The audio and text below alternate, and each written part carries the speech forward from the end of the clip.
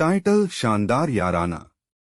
कहानी का आरंभ होता है मुंबई शहर में, जहां दो अजूबेदा दोस्त रहते थे, आयशा और कबीर।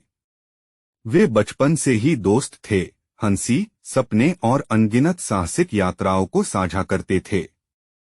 आयशा एक महत्वपूर्ण और स्वतंत्र युवती थी, जबकि कबीर एक आकर्षक और दयालु आदमी था, जिसका दिल सोने की तरह था।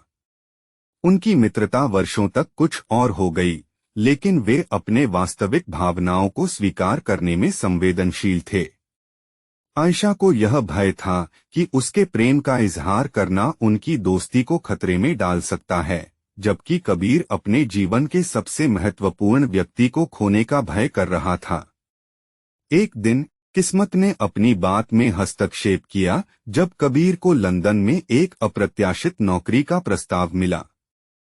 समाचार ने आयशा और कबीर के लिए भारी भरकम भावनाएं लाईं। अलग होने की सोच उन्हें दुखित कर रही थी, और वे निर्णय लिया कि वे अपने आखिरी कुछ दिनों को साझा करने के लिए एक साथ समय बिताएंगे।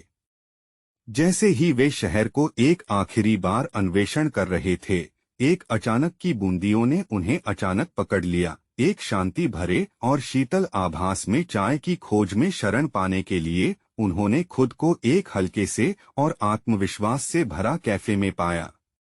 इस अंतर्वास्ता के अंदर कबीर ने अपनी भावनाओं का इजहार करने का साहस इकट्ठा किया। आयशा, उन्होंने कहा, तुम्हारे साथ बिताए गए इन पिछले वर्षों ने मेरे जीवन को सबसे अच्छा बना दिया है। मैं तुम्हें बिना यह कहे जा रहा हूँ कि मैं तुमसे कितना प्रेम करता हूँ। आयशा का दिल एक धड़कन छूट गया, खुशी और भय के बीच फटा हुआ। जवाब देने से पहले भाग्य ने एक बार फिर हाथ बटाया जब बिजली चली गई। कैफे को अंधकार में डालते हुए उस असमंजस मौसम में कबीर ने आयशा के हाथ के लिए बढ़ावा किया, और उन्होंने एक दूसरे के साथ सुकून पाया।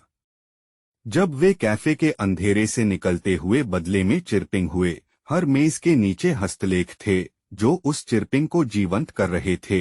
आयशा और कबीर ने प्रत्येक मोमबत्ती के नीचे, जो विभिन्न जोड़ों की कहानियों को साझा कर रही थी, मिले। वे नोट्स चुनौतियों, त्यागों और सच्चे प्रेम की स्थायिता की कहानियों का हिस्सा थे।